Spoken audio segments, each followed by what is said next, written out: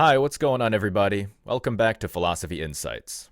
How did a movement built on class struggle end up speaking the language of identity, power, and your truth?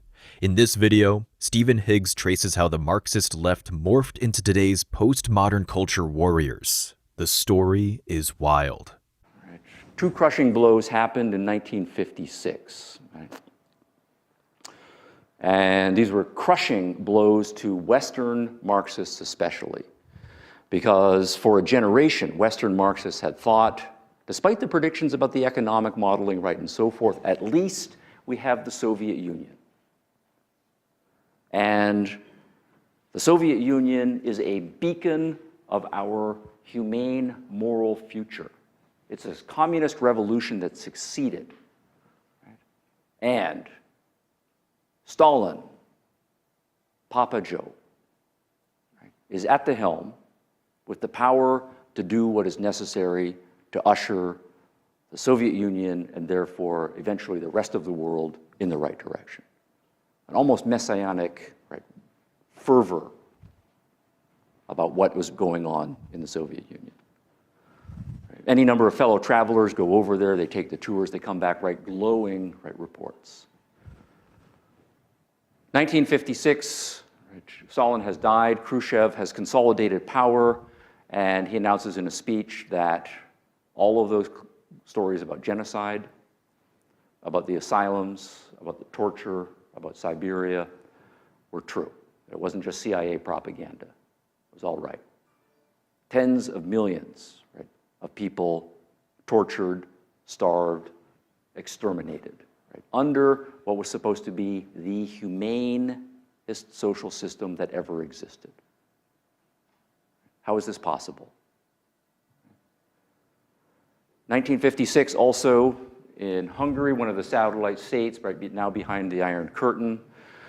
Things aren't going very well economically. Right? Students in university classes are chafing at having to take only Communist Party propaganda right in their courses, right? They want a more liberal curriculum. They want to have jobs when they get out. Workers are hungry, right? And so there are protests that are starting, peaceful protests. Well, we know socialist governments care about their people. They care about the workers. They care about the students. The reaction of the Hungarian government was to call up Moscow, say we got big problems here. Moscow sent in the troops, sent in the tanks, and protesters are shot, right? The ringleaders are dragged off to prison, they are tortured, forced to give up their allies, who are then arrested and tortured, and tanks are sent into the protesters and ride over people. And Western technology, for the first time, this is shown on international television. Everybody sees it. It's not just CIA propaganda again. How is this possible? This is a crisis of faith in the 1950s. So, the old left, that is to say, the Marxist left, is in trouble. What are we going to do? And what do you do if you are a young person in your late 20s and early 30s, strongly committed to your politics, and you're really, really smart? Well, you re-strategize. And so one of the things that we do know that happened is this is exactly when the new left started. So we have a new left, a new agenda, right, and so forth. And the point is going to be that that agenda, right, is being set by the strategists, and the strategists are the most philosophically minded of them, and we know who those people are going to be. Old school Marxists distrusted capital.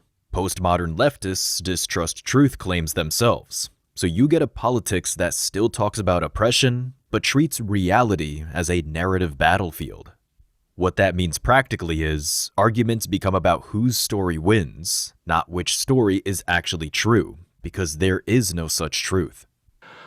So this is the second thesis, that is to say that by the time you get to the 1950s, what has happened is, yes, philosophy is at a very skeptical place epistemologically, but at the same time, people on the far left are going through a crisis about what we are supposed to do, now that our youthful dreams in the classical Marxist ideal have failed. And even all kinds of neo-Marxism have been tried, those have failed. The practical results in the Soviet Union and other places has tried have failed. We need to do some serious thinking. Now, I've used the word faith. And I want to say that there is exactly a parallel here. Because if we think about the kinds of uses of faith that we're more familiar with, what happens if you're an intelligent young person and you believe a certain religious worldview? Typically, you come to believe that it's true, it explains a lot of things, but it also has a strong normative component. You believe that it is moral and decent, and that it's the hope for humanity that your religious vision come to prevail more. But then you start to grow up, and you start to realize that there are lots of smart people who believe very different things, right, about religion. You start to have arguments with them, and sometimes they've got really good arguments. And you find yourself questioning, on the basis of the evidence and the data, whether your religious views, right, are true. And sometimes you reach the conclusion that, I don't actually think the arguments for my religion are that good. A lot of holes have been poked in them. They can't be true. And these various alternative religions, including non-religions, the arguments for them are pretty compelling. So we have a crisis, right, of faith that, of course, we know millions of people go through. And to put it in polarized terms, it's, am I going to go with what seems to be the best arguments, the best logic, the best evidence, to go with my reason? Or am I going to go with what I really want to be true, which is to say, this religious view that has formed part of my identity and my understanding of what is beautifully and nobly possible for human beings? And what choice do I make? And when it's that polarized, you really have two choices. One choice is to say, the most important thing is the facts, the truth. And I have to go with the logic, I have to go with the evidence, and that means, as hard as it might be for me emotionally, I have to abandon the religion of my youth. I have to live without that religion, adopt some other more rational religion, or possibly live without religion at all. Because objectivity and reasoning matter. And some people do it down that road. But the other option then is to say, I'm going to believe what I want to believe. There's no way I can give up this beautiful, deep part of my identity. And that means that I have to find some way to get rid of the logic, the evidence, and the commitment to reason. That I'm going to elevate a subjective commitment to something I want to be true over reason. And we do know in the history then of religion that there are many religious strategists who take that route. Limit reason, crucify reason, set aside reason in order to rejuvenate personal faith commitments. Now that exact same psychology carries over to politics. And that's the claim I'm making here about the 1950s socialists. The smart ones recognized that the arguments for socialism had been destroyed. Mises, Hayek, and the others, and all of the empirical data, right, that was out there. There's no way to give a rational explication for the economic superiority of socialism, right, over capitalism. And the data shows that the socialist nations have been brutal in practice. And that by and large, whatever our gripes are about the West, things are pretty good, morally speaking. But if you're a committed socialist, you're at a crisis at this point because you believe that capitalism is evil and socialism is moral. But the logic says the opposite. Do you go with what you want to believe, your socialist ideal, or do you go with the logic?